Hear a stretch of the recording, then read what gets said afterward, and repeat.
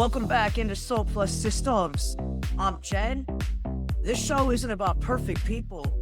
It's about what happens when life puts pressure on you and you have to decide whether you're going to break, rebuild, or become something stronger. And today's guest is Carey. Sean is a success coach, author, entrepreneur, father, and a creator of the Rise framework. He spent decades helping people build healthier lives, stronger mindsets, and greater accountability. But what interests me most isn't the coaching, it's the human behind it all. Because nobody spends 30 years helping others unless life taught them some lessons first.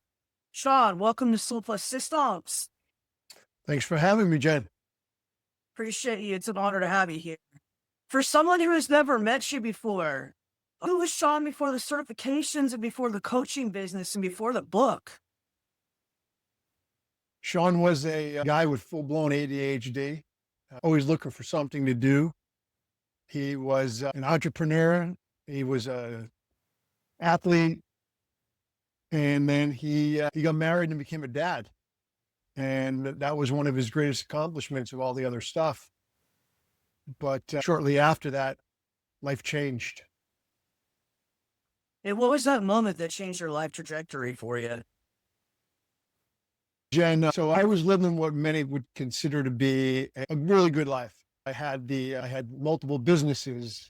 I was a successful person in the health and wellness industry. I was married, had a beautiful wife, 2 amazing kids. And as they say, I had a house that symbolized success. And then alcoholism hijacked our family. Yeah, those are powerful moments. Was there one specific thing that you could say would be the reason that you're the man that you are today? So it started off with it was Christmas Eve 2015, and our house, it was a battle zone, and it just came to a breaking point. That alcohol wasn't something that was occasional anymore. It was all day and every day. And Christmas Eve, my son made the phone call that changed everything. It was a call to the police, and my then wife at the time, soon to be ex-wife, was removed from the house.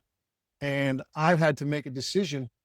Was I going to step up and take responsibility? Because I hadn't at that point. I was making excuses and I was trying to hide from the chaos, or were we going to change? And that was the moment there are other moments I say of clarity, things that happen along the way after that, but that was the moment that pretty much changed everything. Your book is called A Single Dad's Comeback. And I want to go there for a second with you because being a single parent isn't something that most people choose. So was it that moment that you were speaking about that is the moment that made you become the single father and step up, as you mentioned? Yeah. So obviously, Jen, when you go into a marriage, your goal isn't to be a single father and marry an alcoholic. And when I say that, I don't take alcoholism lightly. It's a disease. It's something that nobody wants to be an alcoholic. However, when I think back to the moment when it all happened, it was something that I didn't plan for, right? And the single dad's comeback was my journaling. It was what happened after that moment. So I was sitting in my home office, actually the same office I'm in right now. And it was a couple of days after my wife had been removed from the house. I had gotten a restraining order. Finally, that's when I took responsibility. I went and got the restraining order. And I just asked myself 3 questions. And they were profoundly laced at the time. It was, where am I? How did I get here? And where do I go from here? And that was the moment, as he said, that it started my comeback. I didn't want to live like that anymore. I didn't want my kids to be subjected to that. And I had to step up and take responsibility. So this book, The Single Dad's Comeback, is from that moment forward. And it was December 28th of 2015 when I said, we're not living like this anymore. And inevitably, I created these 6 steps in that book, not by design, but by default. Was there ever a moment that you're sitting by yourself and you said, I don't know how I'm going to be able to do all of this. So that moment was a moment that happened before the Christmas Eve. And it was a moment where I used the term, I felt like I was living in a room with no doors. I felt like there's no way out. I couldn't leave because I needed to protect my kids. My business was failing. Businesses were failing. My marriage was all but over. I had been taking care of my kids for 3 years prior to the Christmas Eve because she wasn't able to drive. And I got to a point where I was just like, is it just worth it? Is it all like, can I even do this anymore? And I think that moment when I realized that it wasn't about me, it was about why I needed to be around. I needed to be there for my kids. And I couldn't have them lose two parents. Even though they hadn't lost their mom yet, they had lost the person who was their mom because alcoholism changes people. Yeah, I can definitely understand that. I've had a few guests on it that have spoken about alcoholism in particular. So this show talks a lot about pressure. And I've noticed that pressure reveals people. And some people, they become victims. And some people, we become leaders. What did pressure teach you about yourself?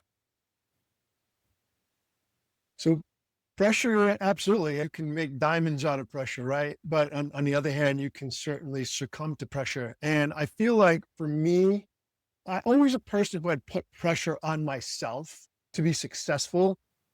However, this was uncharted territory. This was someplace that there wasn't a manual on how to rebuild your family. So when I think about the pressure that I was put on, I think it was more of I've always been able to start businesses and help other people. Like I need to start helping myself.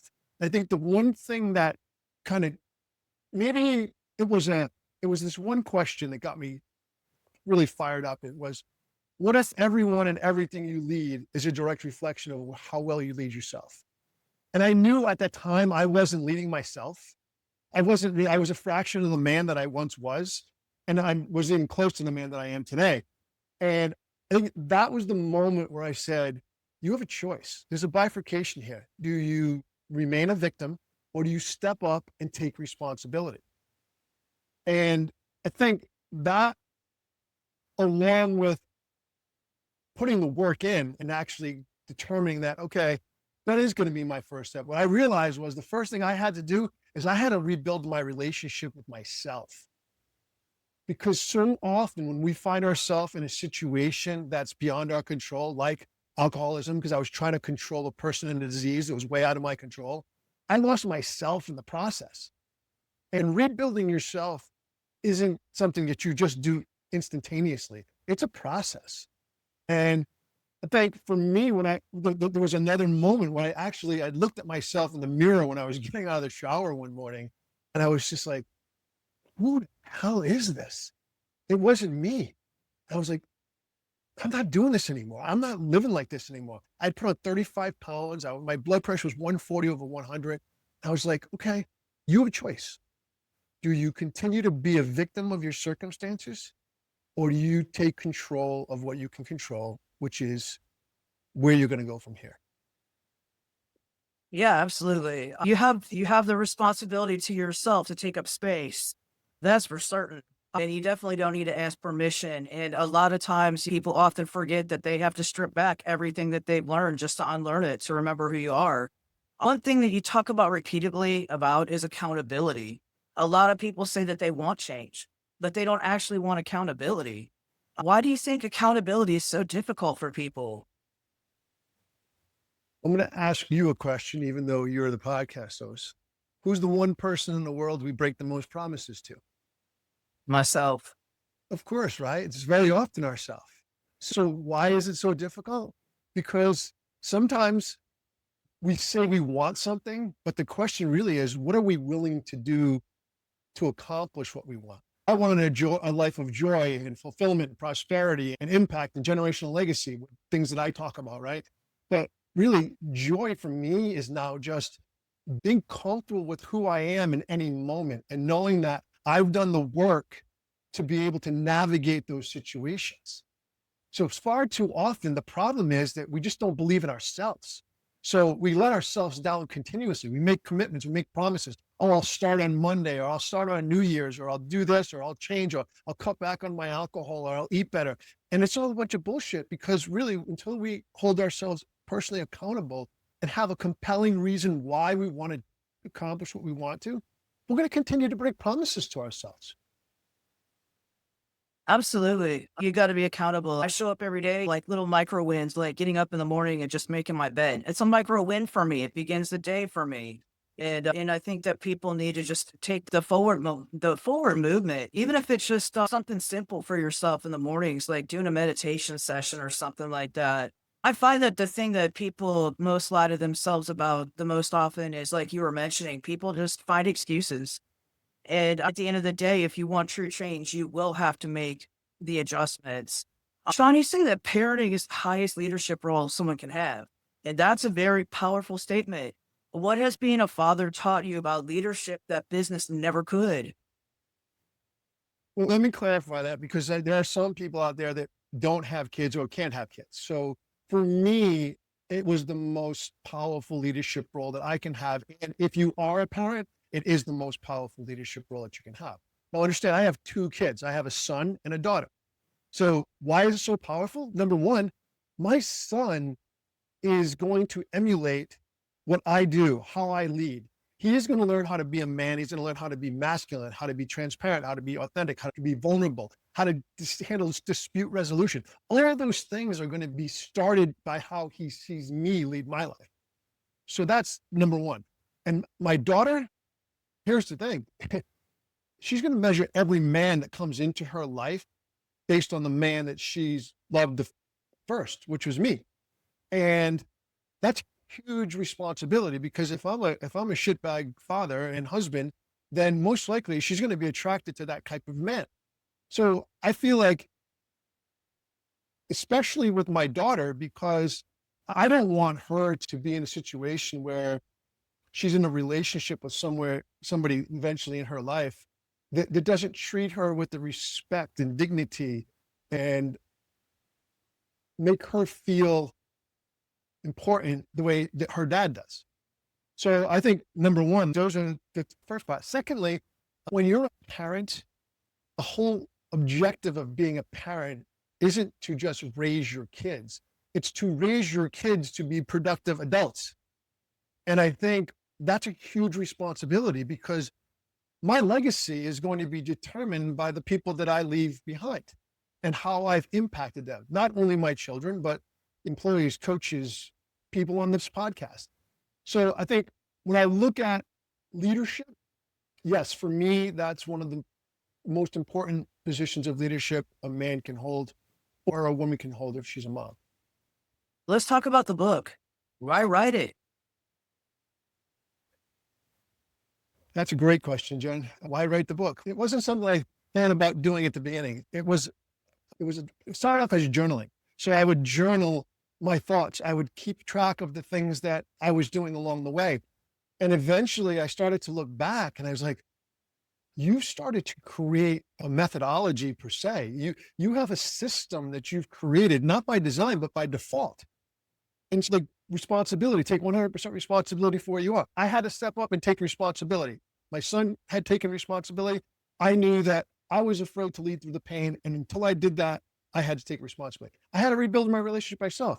I had to take care of myself physically. I knew that. That was always my go-to, but I hadn't been taking care of myself physically because I was putting other people first. Take care of myself mentally and emotionally. You know what happens when you're not taking care of yourself mentally and emotionally?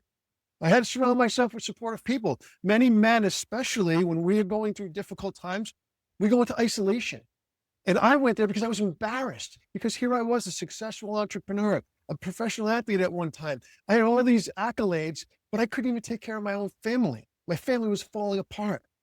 So I went into seclusion. I went to isolation, when really what I needed to do was surround myself with other supportive men. And then the last step was what we just talked about. I had to maintain my commitments to myself.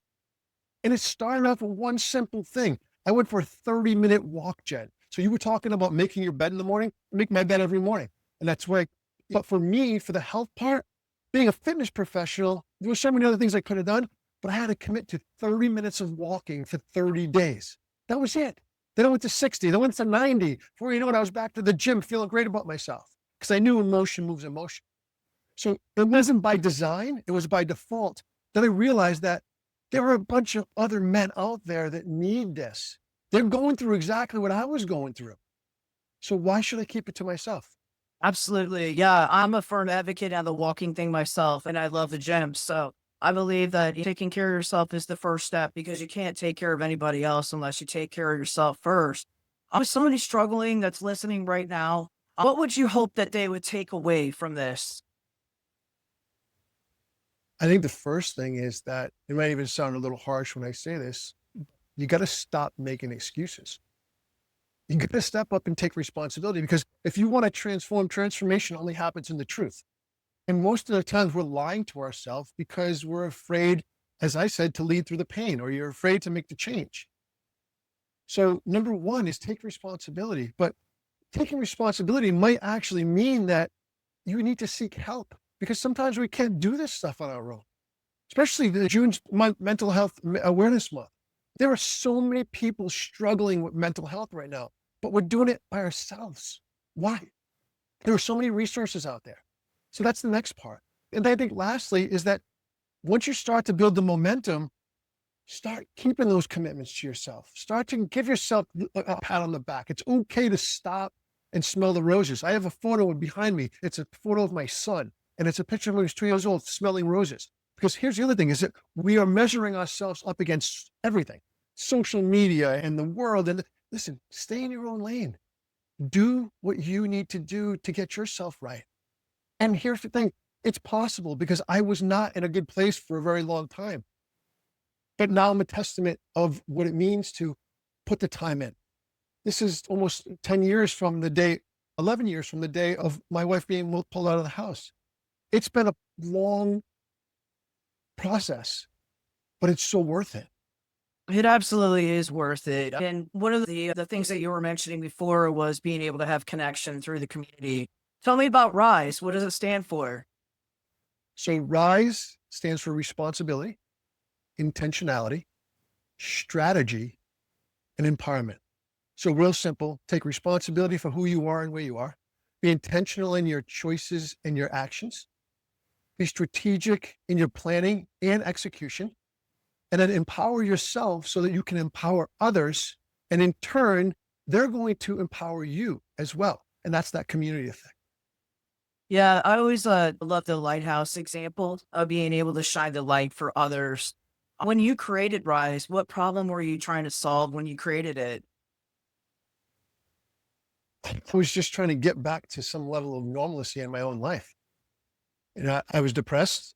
I was living in a chaotic situation, but I didn't realize I created RISE. RISE came afterwards. I got the acronym of RISE Self-Leadership Framework probably 2 years ago, but I had been building it for 11, 10, and it can apply to everything, whatever it is. Whether if it's your health, take responsibility, be intentional, have a strategy, and then empower yourself.